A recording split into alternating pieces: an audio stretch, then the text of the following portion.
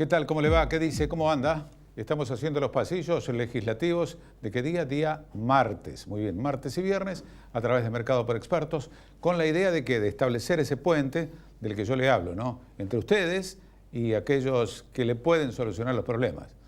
Por lo menos eso es lo que dicen siempre en las campañas, ¿no? Cuando lo abrazan a usted y le dicen bueno, y le prestan oídos. Y después usted lo va a buscar, no a todos, claro está, los va a buscar y le dicen, mire, en este momento el diputado, el senador está en una reunión muy importante, déjeme el teléfono. Usted deja el teléfono, el número, claro, no le va a dejar encima el celular, y después no lo llaman más. Pensemos que esta vez va a ser diferente, ¿no? ¿Por qué no? Bueno, hemos invitado a que recorra junto a los pasillos legislativos con nosotros el doctor Alejandro Fargosi. Doctor Fargosi, ¿cómo le va? ¿Qué tal? ¿Cómo está? ¿Cómo Gracias anda? por la invitación. No, por favor, doctor. ¿Cómo ve el país?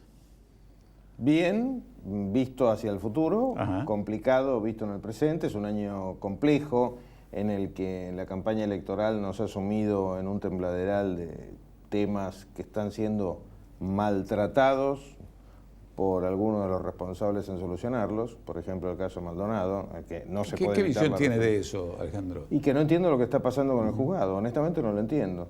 Hoy ha salido en los diarios que se dispuso el rastrillaje de una zona que es territorio argentino. Esto habló de territorio mapuche, es lindero con la tradición de la patria. ¿Qué territorio mapuche ni que 8 cuartos? Lo sagrado es el territorio de la Argentina, no otra cosa, ¿sí? Pero asumiendo que se hizo el rastrillaje hoy, la pregunta que me hago es, Sí. 40 y pico de días después de un desaparecido, extraviado, lo que lo querramos llamar, quienes conocen el sur y quienes están con frecuencia por esos lugares saben que cuando alguien se pierde, cosa que pasa a veces, porque gente se extravía, inmediatamente se lo sale a buscar, porque las noches en el sur pueden ser mortales. Con una herida, imaginemos que uno pega un salto y se quiebra una pierna, las dos piernas y queda tirado ahí. ¿Qué es esto de salir 40 días después? Honestamente no lo entiendo. ¿Esto se ha politizado? El caso Maldonado. Absolutamente, es un caso que se convirtió solo en político, cuando en realidad la principal preocupación, hasta donde me consta, del gobierno es que aparezca sano y salvo. Claro. Y pareciera que mucha gente, incluso gente cercana a él, que no le interesa mucho que aparezca sano y salvo, están siempre discutiendo temas políticos. Cuando hay una persona que no está, lo que hay que hacer es discutir cómo lograr que se la encuentre rápido. Pero bueno, esa es una cuestión. La otra cuestión es esta ridícula toma de las escuelas, donde pareciera que no solamente están estos pseudo territorios mapuches alejados de la mano de la ley, sino también las escuelas. Sí, Que de no verdad, rige la ley adentro de las escuelas. ¿Por qué es esto de que cualquiera la toma? Es un disparate. O sea, ¿saben lo que me tiene asustado desde ese punto de vista? Que es como que la Argentina es un lugar donde no rigen las leyes. Salvo para algunos sonsos, los que pagamos impuestos, pero pareciera que no rigen las leyes. Esto va a llevar mucho tiempo corregir, doctor. No estoy del todo de acuerdo. Yo creo que es cuestión de aplicar las leyes con rigor.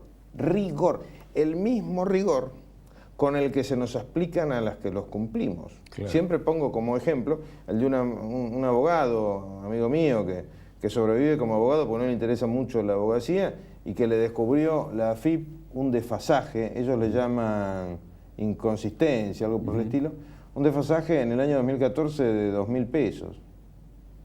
Creo que todavía lo están investigando. Claro. Eso lo descubren y no descubren el resto de las cosas. ¿Me están hablando en serio? Claro. O sea, cuando se trata de controlar a los legales, todo el sistema está lleno de jueces taitas, fiscales taitas y funcionarios taitas. Ahora, cuando se trata de poner en caja a los que violan las leyes, le tienen pánico a que alguien grite en la calle. Doctor Fargosi, este tema del Consejo de la Magistratura que critica el kirchnerismo de esa maniobra que ellos interpretan como una picardía, usted que formó parte de ese consejo, ¿cómo ve ese tema? Bueno, fui protagonista directo de esa supuesta picardía, que de hecho lo único que tuvo fue aplicación pura y dura de la ley. Eso resultó de un juicio que inicié en el 2013 como ciudadano contra las absurdas leyes de, entre comillas, democratización de la justicia y que dio vueltas como todo juicio a lo largo de unos años hasta que terminó este año. Sentencia de primera instancia, sentencia de Cámara. Bueno, si en el momento en el que se logró notificar la sentencia, el entonces consejero Godoy, que sigue siendo senador, decidió quedarse en el cargo hasta el último minuto, Es un problema del Frente para la Victoria y de Godoy. Si hubiese renunciado una semana antes, hubiese podido hacer el traspaso al nuevo consejero, que encima, como si fuese poco, se cambió el orden, ¿no? Porque no, País no estaba. País no estaba, pero además cuando lo eligen a País, que eso es lo notable, Félix, eligen a una persona que estaba en una situación de incompatibilidad. ¿Por qué? Porque País era miembro del jurado de enjuiciamiento de magistrados, claro, y lo quieren poner de consejero y son ambos cargos incompatibles porque lo dice la ley, no lo digo yo, lo dice la ley. Con lo cual, aunque la Corte le hubiese tomado juramento antes, a la mañana, sí, la noche anterior, cuando fuere, no podía votar. Con lo cual ahí no hubo ninguna picardía, lo que hubo es aplicar la ley. ¿Por qué motivo? Cuando se aplica la ley y las cosas salen de determinada manera se las llama picardías y cuando salen de otra se las llaman justicia. Claro. Y todo eso es armados de relato. Que admitamos, lo único que ha hecho bien el kirchnerismo y sigue haciendo bien es imponer relatos. Son maestros del relato. Un amigo mío kirchnerista, él siempre dice que negociado es aquel negocio que no puedo hacer yo. Doctor Fargosi, en el Congreso hay dos temas que están ahí frenados, ¿no? Por un lado, la responsabilidad penal empresaria, el proyecto que está en Senado ahora que tiene media sanción de diputados, y también ley de extinción de dominio. Sí, básicos ambos. Claro. Por supuesto que no con eso se soluciona todo. Los argentinos tenemos como un defecto, me da la sensación de querer que se dicta la ley y todo se soluciona. Claro. Un día dictarán una ley de felicidad general, y no es así. Pero ¿de qué se tratan esos proyectos para los que no están en tema? El narcotráfico no es un tema ideológico, ni religioso, ni le importan los factores humanos, es un negocio. Entonces a los negocios ilegales hay que atacarlos por el lado de los negocios, por el lado de la plata, quebrarles la ecuación económico-financiera. ¿Cómo se lo logra? Quitándoles con rapidez y con eficacia los bienes. Porque el tema, a los narcotraficantes les importan menos las personas que puedan morir tratando de traficar drogas que perder la camioneta, el avión, las casas, los depósitos bancarios. Eso por un lado. Y hay que ser inteligente al redactar las leyes, obviamente. Porque si no, ¿cuál es el riesgo? Que se pierdan, pero 10 años después de empezar el trámite. Claro. Que es el verdadero drama argentino. La Argentina es un país que hoy en día no tiene un sistema judicial que funcione. Más allá de los jueces buenos, más allá de los juicios civiles y de los juicios de divorcio. O sea, en términos de lo que nos interesa, en materia penal, en materia penal tributaria, en materia de lucha contra el narcotráfico, contra la delincuencia común, el sistema judicial no funciona. Bueno, ese es un tema, es importantísimo. Sí. Y el otro tema que tiene que ver con el otro gran cáncer nacional, que es la corrupción, es la responsabilidad penal empresaria. Pero ojo, estoy totalmente de acuerdo en que en un hecho de corrupción hay dos partes, el corrompido y el corruptor. Claro. Pero, tema número uno, no nos olvidemos que muchas veces el corruptor no le quedaba otro remedio que corromper a alguien porque le habían impedido sobrevivir como empresa. Después habrá que ver de qué manera se evalúa esta responsabilidad, porque actuó mal, pero no es lo mismo, tema número uno. Y tema número dos, hay que derribar una cantidad de, entre comillas, kioscos, como se lo llama en la jerga, que son los que establece el sistema legal y el sistema administrativo para forzar a la gente a coimear. Claro. Le pongo un ejemplo sonso, también un conocido mío, un día me lo encuentro y me dice, estoy feliz, ¿por qué? Porque ya le debo a la AFIP 10 millones de pesos. ¿Y qué te alegra? Que ahora puedo negociar. ¿Por qué? Porque antes no me abrían la negociación oficial con la AFIP, porque como te cobran el 10% por izquierda y el mínimo que cobran es 1 millón, hay que deber 10. Claro. Es increíble. Por supuesto. Es increíble. Ya este hombre pobre no está entre nosotros, pero lo cierto es que con lo cual no lo podría probar, ante que algunos se tienten citarme, no hay alternativa, pero estas cosas no pueden seguir pasando. ¿Por qué no? ¿Pero por qué pasan? Porque hay sistemas legales. El ejemplo del libro, ¿sabe cuál es? Y se lo debemos al doctor Mayral.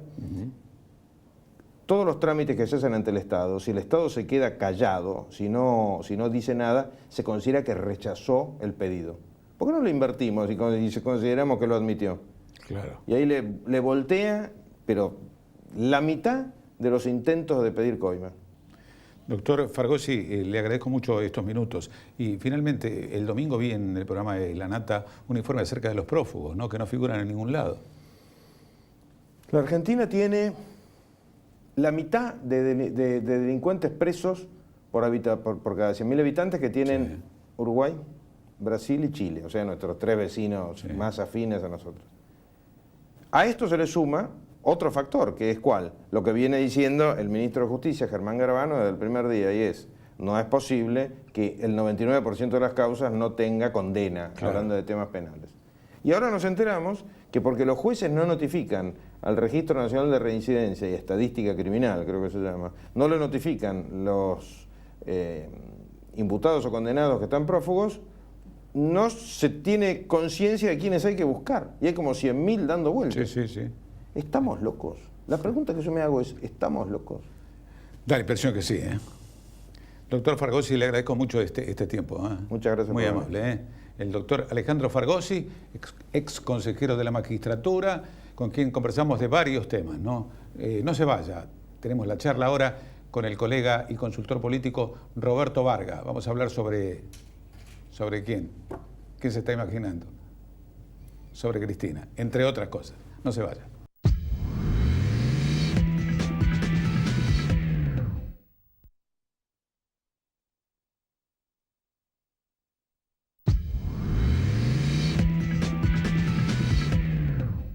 Estamos completando los pasillos legislativos de hoy, día martes. Martes y viernes, a través de Mercado por Expertos, recorriendo los pasillos legislativos. No se olvide, si usted me encuentra en la calle, hábleme, que podemos dialogar y hacer ese puente del que le vengo hablando desde hace un tiempo. Ya sé que es difícil, hay que andar todo el tiempo, es muy difícil, si lo sabré yo.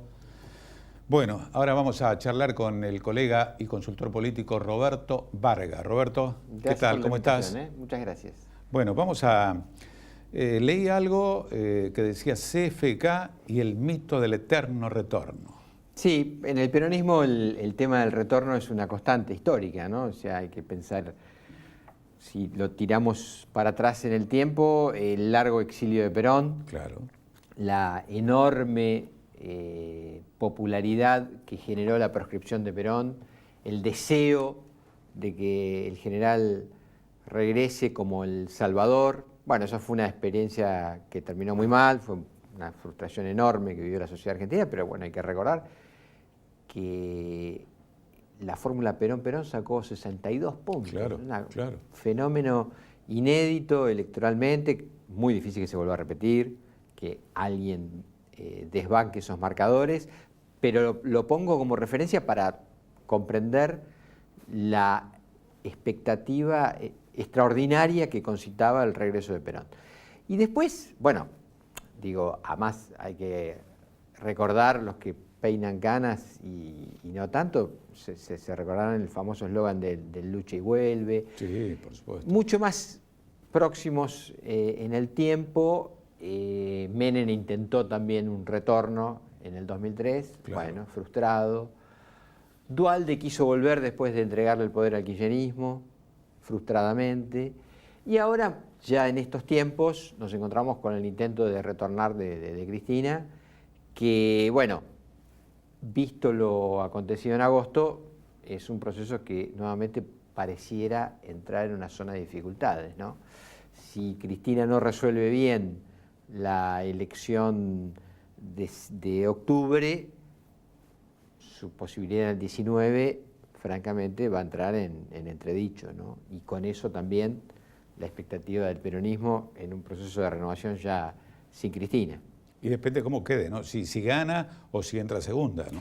Bueno, eso a mi juicio es determinante. Para mí, una Cristina que no resuelva electoralmente en octubre la elección triunfalmente, si no gana la elección, su vida política entra en un cono de sombras y de ahí hacia abajo, ¿no? Porque como pasa en la política, cuando se entra en desgracia, ya los problemas judiciales que ya tiene probablemente se agudicen. La advertencia que le hace Pichetto la semana pasada cuando le dice, claro, que se forme bloque propio, todo eso se va a agudizar. Y no descartemos, vos tenés una larguísima trayectoria parlamentaria en la comunicación parlamentaria, si no estás de acuerdo decímelo, pero no descartemos que en una de esas, si la elección es, como algunos dicen, de arriba de 5 puntos de diferencia, su diploma como senadora Sí, entre en un cono de sombras, ¿no? Sí, no lo sé, ¿eh? Digo, Margarita está apuntando a eso. bueno, por eso digo, se juega mucho, Cristina, en su intento de retornar en octubre. Mucho es el resto de su carrera política. Porque en el Parlamento, por ejemplo, Marcelo Fuentes, que es del grupo de Cristina, dijo, Cristina se va a integrar al bloque. Aquel que no esté de acuerdo, que se vaya. Bueno, no es tan así. No era lo que decía Cristina a sus íntimos cuando estaba triunfal hace 2 meses. No. La cabeza de Pichetto valía moneditas para Cristina. Claro. ¿No? Es decir, esto es una devolución que le hace Pichetto. Sí, claro, por supuesto. Pero bueno, hay que ver, insisto, la performance de ella en octubre. Volviendo otra vez a la esencia de esta, creo, invitación a partir de este artículo del retorno de Cristina, el peronismo tiene esa vida un poco endogámica, si vos querés. Los líderes entienden al retiro como algo, bueno, casi imposible. Solo los jubila los fracasos electorales, ¿no? Y bueno, estamos a pocos días de saber qué va a pasar en ese escenario. La carta que Cristina pone en público, ¿surtió efecto? Ella dice que no estaba dirigida a los dirigentes, sino... Lo dice después, claro. De alguna manera yo lo creo, lo escribo también. Digamos, creo que es una jugada para intentar seducir a los votantes del espacio de Massa y en mayor medida de Randazzo. Me parece que ahí hay más vasos comunicantes, sin duda. Si fuera una convocatoria frentista al uso, creo que se come varios pasos, porque una cosa es decir, miren, Unidad Ciudadana tiene 5 puntos fundamentales, que son estos, los ponemos arriba de la mesa. Le pediría a estas fuerzas que están en contra del ajuste de Macri que ponga los de ellos, hagamos una síntesis, el resto de las boletas no se pueden bajar, que la ciudadanía elija la boleta que le parece que mejor va a representar estos 5 puntos. Sí. Bueno, es un intento. Ahora decir, hay que hacer un frente, vótenme a mí, claro. ¿Y qué le va a contestar Massa? ¿Qué le va a contestar Randazzo? Que además ellos llevan candidatos a diputados, entonces... Sí. Tienen que traccionarle porque si no se quedan afuera del Parlamento. Era una muerte anunciada la respuesta de Massa y de Randazzo. Son intentos de ella, insisto, en un momento de dificultad. Hay una gran también discusión acerca de lo que fue el reportaje televisivo de la semana pasada, cómo pudo haber impactado. Uno podría decir, ¿por qué eligió las 4 de la tarde y un medio que sale por internet, no es televisión abierta? Da la impresión de afuera que no hay una mesa chica de campaña que esté pensando estratégicamente los temas. Son manotazos de alguien que evidentemente tiene todavía poder de fuego, que genera una enorme expectativa, porque solo ver las visualizaciones que tuvo su presencia televisiva en las redes te das cuenta que concita un gran interés, pero que es la consecuencia de maniobras tomadas sobre la marcha. No hay un ejercicio planificado de campaña, como sí creo que lo está teniendo en contraposición Cambiemos, ¿no? Que sí tiene una estrategia muy definida de campaña con pasos pensados. Le da la impresión, ¿no?, lo que se ve de afuera. Massa está hablando del peronismo del siglo XXI. ¿Qué querrá decir con eso? Bueno, habría que preguntarle a Massa. Es muy buena la pregunta que me hace. Supongo que Massa está intentando, se dice también cerca de Massa, que está intentando un reentré en el peronismo. Sí. Algo que él rechazó no hace mucho tiempo. Me da la impresión que su lugar natural va a ser ese. Ahora, ahí hay otra dificultad más compleja, que es si Cristina no puede resolver electoralmente la papeleta de octubre, en términos triunfales, siempre lo digo, ¿no? Porque puede decir, bueno, entró como senadora, sí, pero a mi juicio, insisto, le da un cono de sombra del que le va a costar mucho salir. Evidentemente se va a abrir la sucesión en el peronismo va a tener que tener un candidato en el 19. Ahora, me parece que hay una enorme dificultad, porque los que están perfilándose como candidatos para el peronismo en el 19, a mi juicio, son naturalmente de origen conservador. Lo digo por Urtubey concretamente, que es gobernador de Salta, es una persona joven, pero que me parece que naturalmente en el inconsciente colectivo, en el imaginario, representa a un peronismo mucho más vinculado del centro hacia la derecha. Eso no está ni mal ni bien, es su extracción, su lugar. Ese espacio ideológico ya está ocupado por Cambiemos, y además muy bien ocupado por Cambiemos. A Massa le puede pasar 3/4 de lo mismo. Si tuviéramos que cerrar los ojos e imaginarnos cuál es el candidato o la candidata que mejor debería enfrentar a Cambiemos, y me parece a mí, a Macri, que va a ir por la reelección, hay que pensarlo del centro a la izquierda, es un candidato progresista, tal vez en el espacio peronista. Claro. Y cuidado, y cierro la idea, copiando muchas de las cosas que está haciendo Cambiemos en materia de ingeniería electoral y de ejercicio del poder. ¿Por qué digo esto? Simplemente, y cierro el concepto, porque lo que mejor ha hecho Cambiemos, entre otras cosas, es interpretar muy bien a un nuevo sujeto urbano que tiene muchos más puntos de contacto desde cuestiones individuales y personales que de sueños colectivos. Roberto, muchas gracias por estos minutos. Gracias por la invitación. Bueno, muy amable. Bueno, hemos charlado con Roberto Vargas, consultor, analista político, periodista.